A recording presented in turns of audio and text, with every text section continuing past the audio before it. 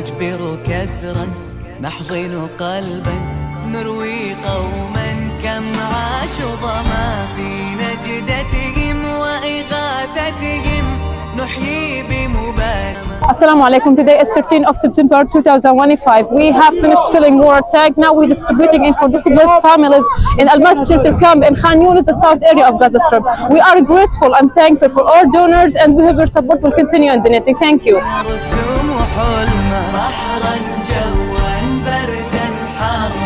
في خدمتهم أرضا وسماء نعبر جزرا نقهر حربا ونضيء لعينيهم ظلما.